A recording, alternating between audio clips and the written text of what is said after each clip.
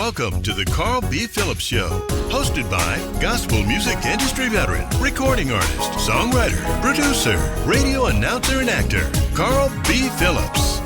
Join Carl as he talks with gospel recording artists, producers, songwriters, pastors, and other creatives about music, ministry, and life. Get ready for another great conversation on the Carl B. Phillips Show. This week's guest on the Carl B. Phillips Show, the pastor of Greater Christ Temple Church, Bishop Brandon Holland.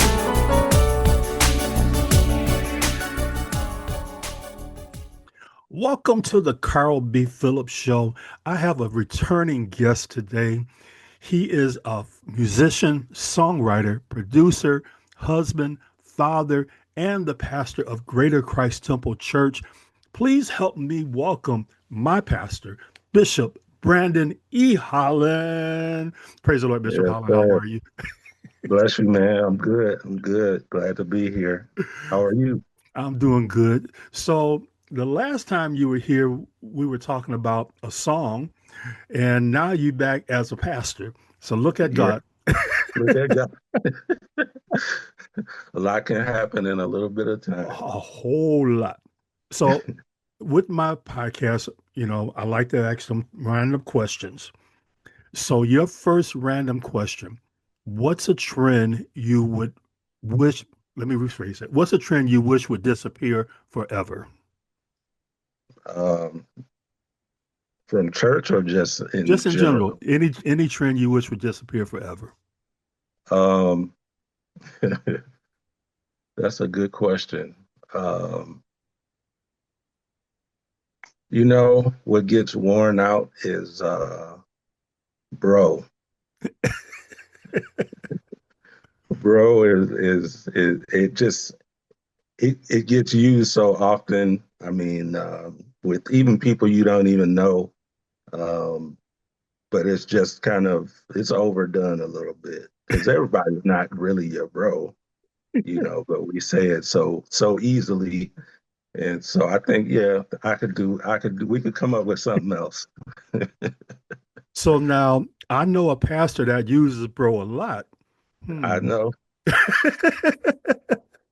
Yeah, that's why I say it. It has become just part of our language. And sometimes even after saying it, it's like we said bro about 15 times in one conversation. So what up, bro? It's kind of like, yeah. So have you got to Unc status yet where people are starting to call you Unc? I think so. Yeah, I think so. I don't think I've physically heard it, but I believe that I'm viewed that way in some circles, It's funny because I remember you as a young musician, but now you're in a place where the young musicians are looking up to you as a musician. I was working with our current musician, Joe, and he was like, Pastor Holland did this, Pastor Holland did that, because they're just trying to learn this stuff. How does that feel for you now that the young guys are, want to play with you and want to kind of mimic things that you've done? How does that feel for you? It's, it's an honor to be, respected in whatever area of your craft is. And so, it's sort of unreal, because there's so many things in life that happen that when you're younger, you kind of don't think about the future as much. Mm-hmm. It's like, this is how it's going to be forever. Right. And then you find yourself in that place you thought you wouldn't be in. And so then now it kind of, changes your perspective a little. But, I'm happy that, they appreciate what I do or what I've done. And, I like to help, and be a mentor and, anything I can do for these guys. Because of people like you yourself who have helped to instill a lot of things in me and other musicians and singers, about integrity and all of that type of stuff outside of playing. Mhm. That's what I gravitate to with these young guys. It's like, who has integrity, who's, um, just a real genuine person who can I depend on. And you could tell there's a difference between um, musicians who are, um, it's just about money Right. versus those who really, try to connect in a real way. Even just as a person, I like, anybody I deal with, um, I want to deal with people that I can hang out with outside of music. And so, being in this position now, that's kind of what I look for when I have to find younger musicians or musicians, period, to work with, being in the place that I'm in now. And so that's why I appreciate Joe and Eric and Johnny, because I can connect with them on a different level. And so I thank you again, for all that you have helped to develop in me. So now I know what to look for in other people. And so it's a blessing to kind of be looked up to in that respect. Thank you for your kind words. When we think about Greater Christ Temple, our church has had such a rich musical legacy. We're Yes. talking 5 decades of music. And when you think about those 5 decades, you only part about 4 of those decades, but but when you think about the legacy of music that has come out of the church, and you're a part of that legacy, what does that mean to you musically? Man, it means the world because I was privy to so much so much music. Privy, and not only just music, but I was privy to be in the room and be around so many legends, gospel legends, and um, just tapped into like the city, Mhm. those who were, the candlelight musicals, like just thinking back now of who was all coming there, and it was just like nothing. It wasn't no, you had to have this big contract and they had to have this and this kind of money and all that.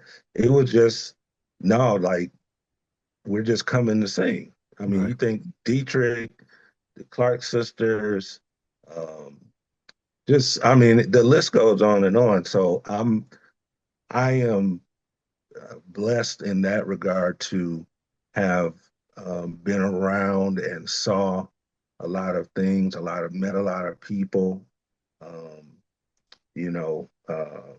So it's just been a blessing, and we've done so many concerts and original music, and then my dad, you know, um, playing this horn and playing with him, and just I mean, it's just on and on. It's just such a deep legacy of music from one spectrum to the other that is just it's unmatched, and all the great musicians, Donnie Russell and Gabriel Young and Charles Lassiter, that all have come through, and I mean even others that have just been able to, be a part of our legacy. So it's amazing, man. It's really amazing. And I wish we had a lot of it documented, or like on video and, just to let the world know. But I mean, if you live in Detroit, you know about Christ Temple on Livernois and Davison. Right. And, people now, I still run into people all the time, that tell me, oh yeah, I used to come over there and, we used to have a good time. And do y'all still do the candlelight musical? And, but, between that Sunday night service, just it's amazing, this legacy that we have. And one of the things that I appreciate that you and I were able to partner for several years to carry that legacy to a different place. When you speak of original music, I remember being able to do a Sunday morning of all original songs, do a whole concert of all original music. Yeah. It took time for the church to mature to the point where they just appreciated good music. What are your thoughts on how the church eventually accepted us doing original music? Well, I mean, you had a lot to do with that because, um, you know, you just kind of took the wheel and you kind of just steered us there. And um, and by you doing that, then people started saying or seeing like, oh, this is okay. And it just kind of evolved. Um, and by you not just um, settling, I guess, for just, we're gonna just sing everybody else's stuff. Um, that really was the caveat, I think, that took us into that realm and um, really kind of took us to the next level from where we were. And it just, I mean, all of the stuff that came out of it was, amazing. Just listening back at some of them songs now, it's like, wow, like we was really, really doing it. Like, and it just was really a spillover, I think, from what you were already doing with other artists and things outside of the church. And so, but yeah, I think it just started a domino effect, and people bought in. And once they were in, it was like, okay, yeah, let's do this.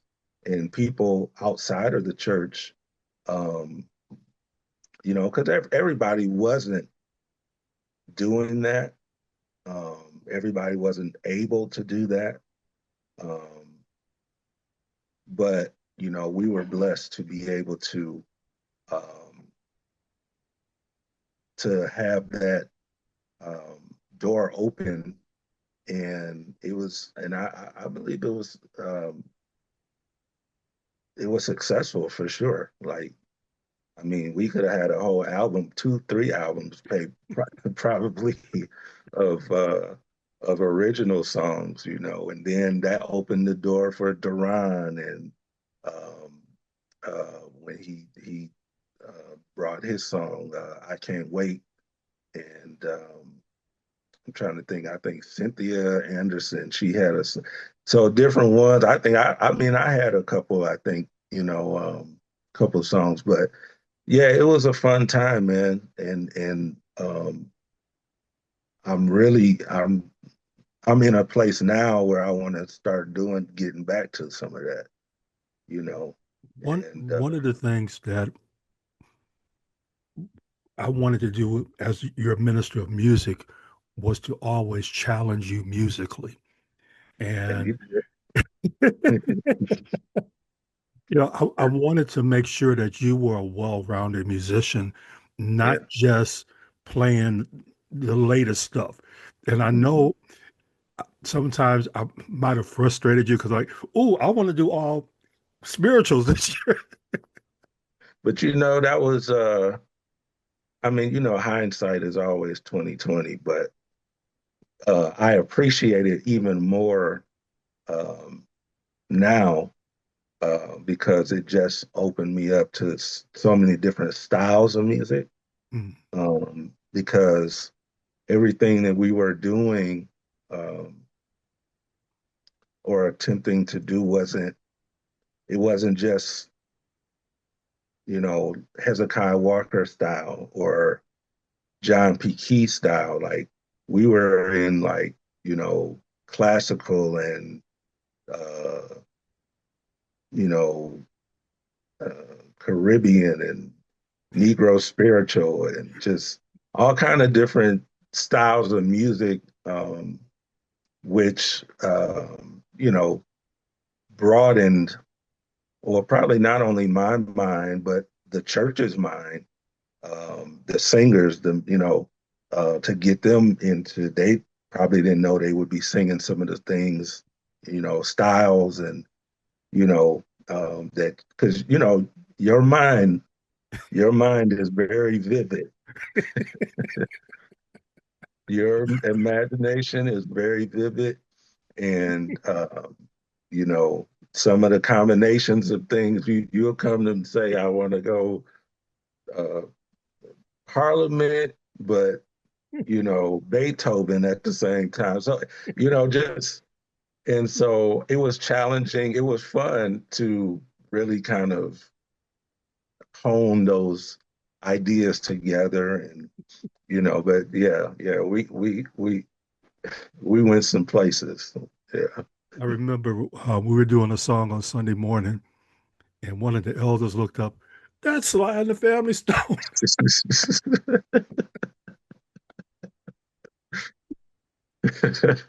Yeah, it was like gumbo. It was a little bit of everything in there. So none of this was on my list of questions. I told you it just kind of flow.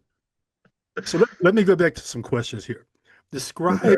Bishop Brandon Holland is at home as a husband and a father.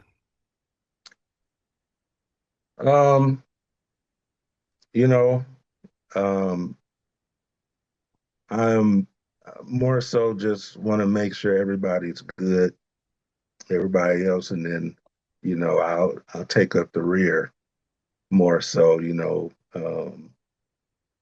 make sure everybody else ate first, and then, helping my kids with homework when my wife is working.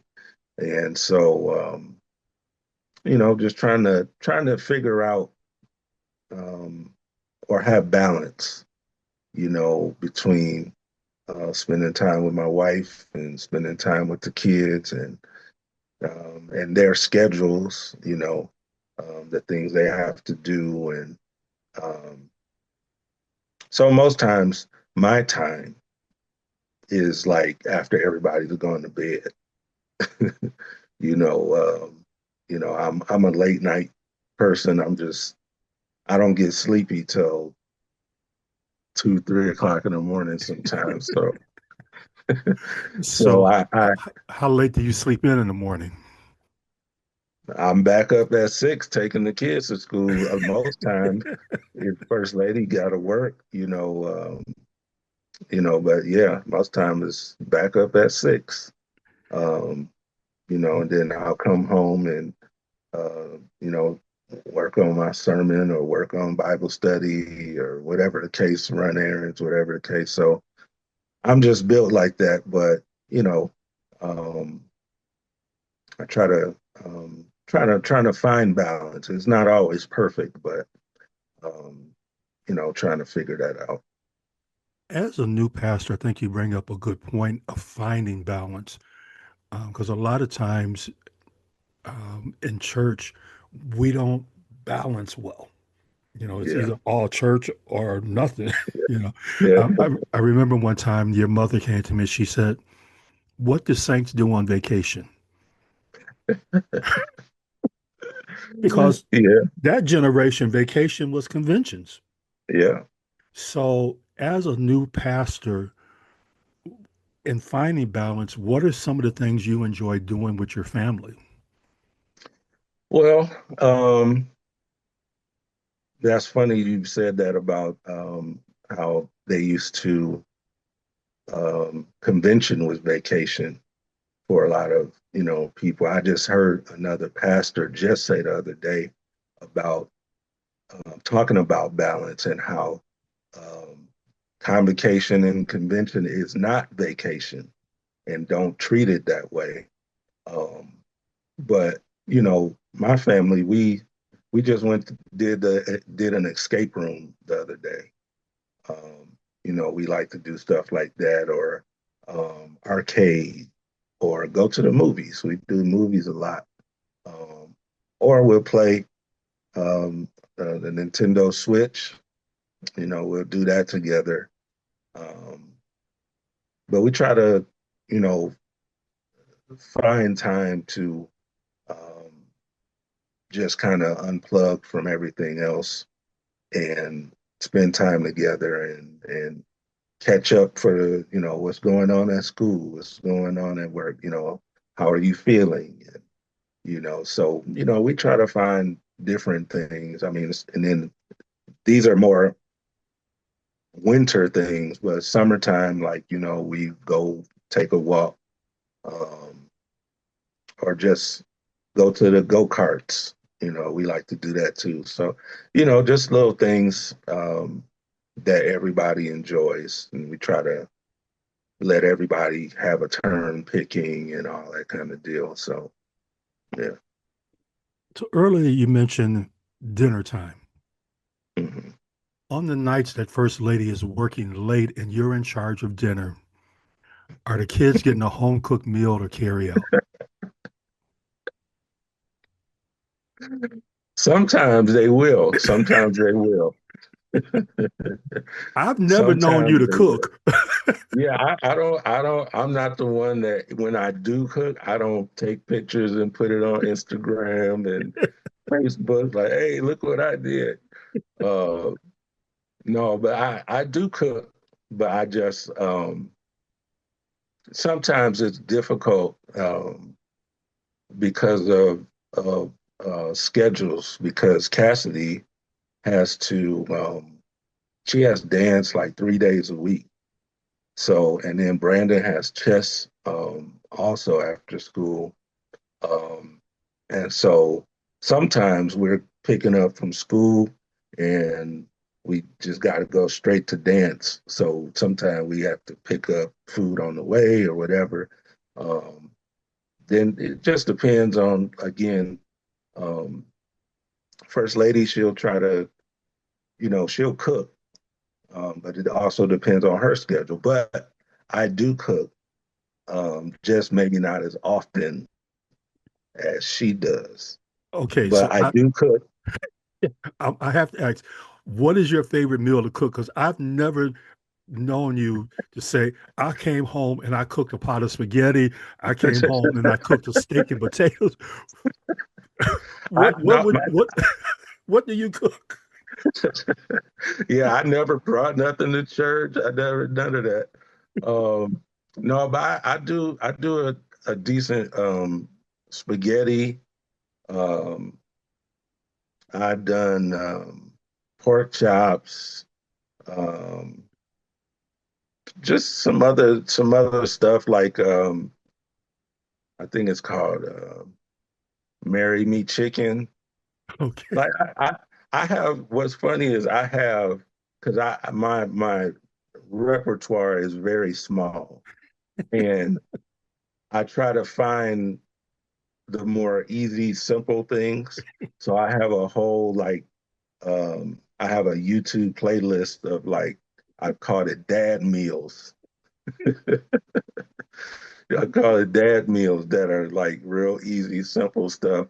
And I just kind of keep track of them there, or if it's something on the internet, I put it in my notes in my phone. But yeah, I try to keep it simple. And you know, I do breakfast. Breakfast I do like almost all the time. You know, eggs and bacon and you know stuff like that. But yeah, dinner stuff is I do it, just not a lot, and I don't have a big menu. You mentioned Cassidy has dance 3 nights a Hmm. week. You've had the opportunity to do father-daughter dances with your daughter. Yeah, What does that moment dancing with your daughter, what do those moments mean to you? I mean it's priceless. It is priceless, man. Just to well, we've done. one daddy daughter. We went to a daddy daughter dance in our local community several years ago. I just looked at a little, going through some old pictures and stuff. I just saw a little clip of video I took of her dancing at it, which just kind of, hit me right in the heart. But it's priceless, man. And now at her dance academy, being a part of the father-daughter portion of their recital that they have, is very special just to spend that time with her in a way that we normally don't. But it's always fun. It's always um, just special to me. I know it's special to her. And so it's just been a blessing to connect on a different type of level with her. And so, uh, the rehearsals and all that kicks my butt, but because they have it right after we get out of morning service. So after we get out of church, then I got to run over there and then, but at the end of the day, it's all worth it, and, just to see her smile, just to see her happy. And so as long as she wants to do it, I'll be right there. So I've never known you to be a dancer. Me How either. challenging has this transition been for you to have to find rhythm and dance? It has been a challenge, but the thing is that kind of helps is at these recitals, there's like over 100 dads we're all in there tripping over our own feet and, stumbling. And so that helps that you're not by yourself. And so you kind of develop a camaraderie and, everybody's trying to help each other, those who are faster learners and whatnot. So um, it's been a challenge, but I'm grateful that it's more of a group type of so I can kind of blend in. I don't have to be so perfect, and that's not like I'm the only one out there on the stage. So that helps. And I'm learning now that we've done it um, 2 or 3 times. Um, some of the steps repeat and whatnot from year to year. So, but that's not my thing. I've never been a dancer. I've never been any of that. So it is out of my comfort zone for sure. And so it's been a lot of out of comfort zone moments in the last uh, 2, 3 years. So it's just par for the course, I guess. I've had a chance, I think, to send the first one that you did. And I was like, is this the young man that told me he don't have any rhythm that's up here dancing? I'm sitting there like, Yeah. he got moves. Yeah, that's me. And I'm trying my hardest. I know, but yeah, it's definitely not something that I look forward to spending time with her, Mhm. but I don't know and it's not just me. A lot of the fathers, they're all like, we're not looking forward, or it's coming up, it's 2 months away, and but it's fun. It's fun though. Your son, Brandon Jr., he's beginning to show interest in music. Do Mhm. you think he's going to follow in your path and your father's path when it comes to music? I don't see it right now. Um, his mind is on some other stuff right now. Mhm. Um, you know, trying to get into like coding and um, game development and stuff like that. Um, he's not clamoring like, buy me a piano or can I get a instrument or whatever. So it may develop. it may turn into something like that. I think um really Cassidy may um be more in line with the music stuff. Mhm. Um she just in her at her school, um they had a couple of programs like that. We just had one maybe, I don't know, about a month ago. Mhm. And she's in her music class, they'll do a presentation. And so she's played like they have a bunch of piano little keyboards, but she's played the keyboards Mhm. a few times in the Oh, presentation. So um, you know, and like I said, maybe she will go that way. I don't know, but um, Brandon, he's kind of finding his way on his own path, and so I don't want to force either of them or like coerce them to do one thing or the other. I want them to find their own path. I think he's going down a good path. You talking coding, because computers, AI, all Mhm. that is a part of the future. Yeah, So I think yeah, that's a yeah, great path for him to travel down. yeah. So let's do another random question. We're kind of talking music a little. No, this is an easy one. Do you Okay. prefer making playlists or do you prefer binge listening to one album? Mm. You know, it's probably a playlist because unless the album is just every single song from top to bottom is just what um what rings my bell per se. Um, but I'm when I'm riding around, I'm mostly listening to a playlist of songs that I like from different albums, and so I would say a playlist.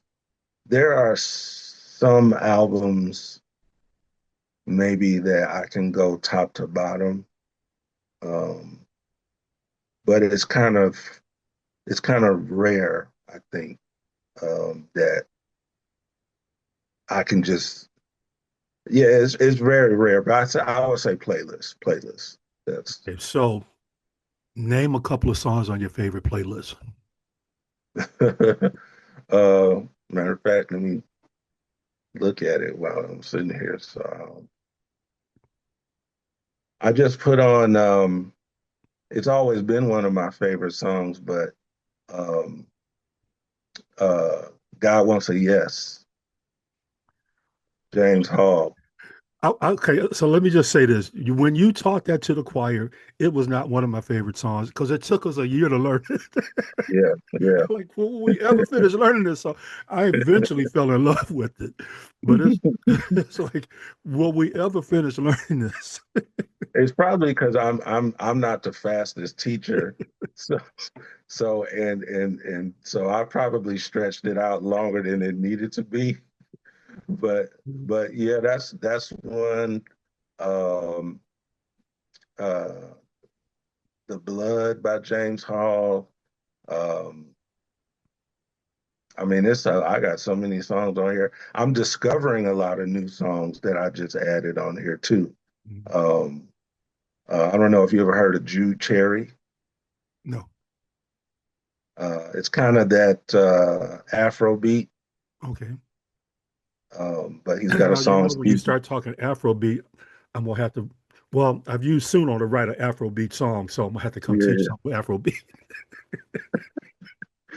yeah, yeah. I mean, it's so many. Karen, yes, Karen. Um, I won't complain. I mean, the list goes on and on and on. It's so many songs. But when I hear them, um, what I'll do typically, if I hear a song I like, then I'll go check out the album and check out the rest of it.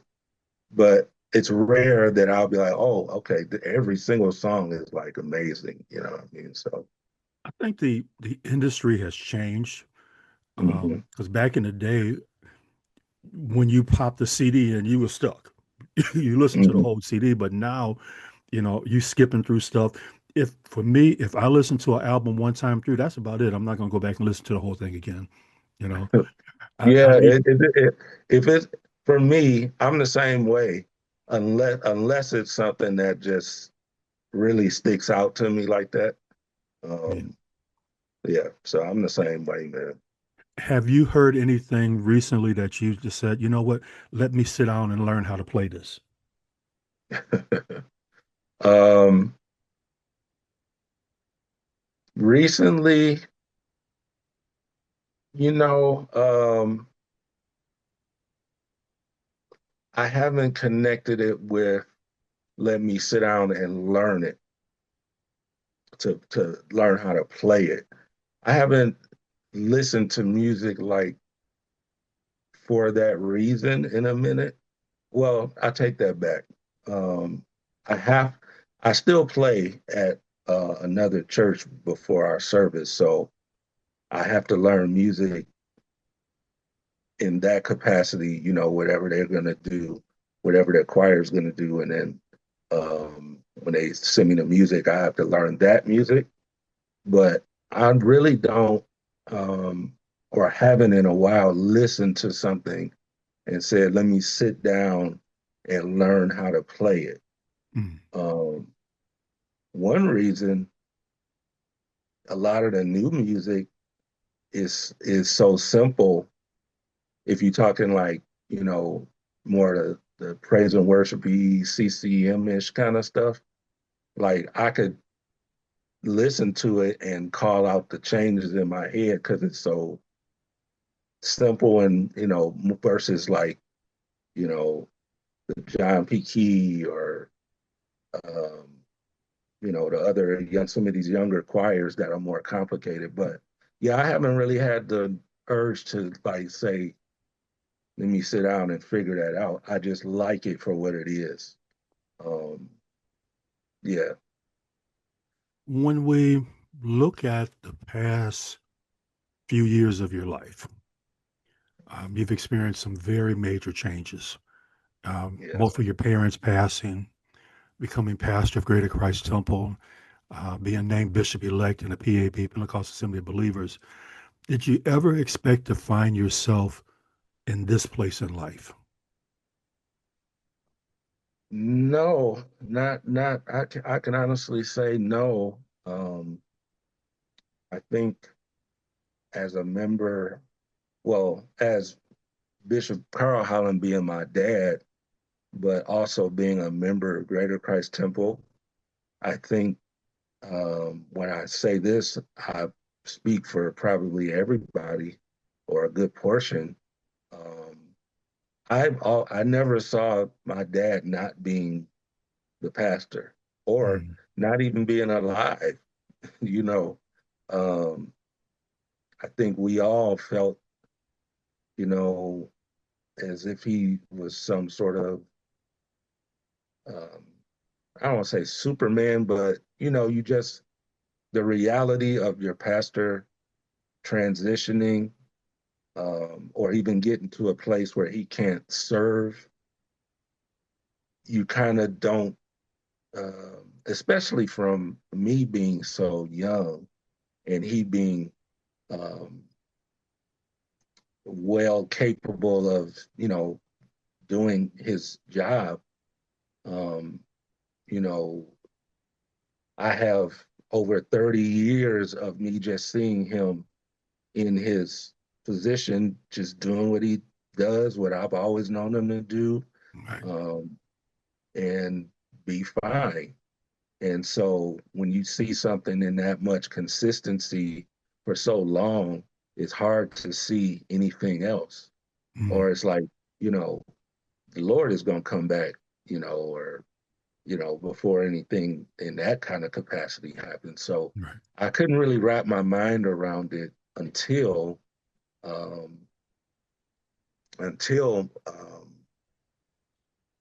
my dad actually passed. Like, um, and maybe slightly before that, you know, when he was going through his challenges and things, and the reality started to set in, and so but seeing myself here, it took quite a long time to see myself in this position. I mean, the just the even becoming a minister, like, was kind of outside of what I had in mind. You know, I was happy over there on the keyboard, on the organ, you know, just doing my thing, supporting in that way. And so even going into the ministry was, you know, a reality check. You know, it was something that was kind of there. I never chased after it, you know, like, come on, Dad, you know, let me preach, or, you know, let me do this and let me do that. And so, and that may have been me running from it, you know, not really acknowledging the call, but it was just, again, out of my comfort zone, but that's what the Lord had for me to do. And then, so getting kind of even somewhat settled into that, because, you know, at our church,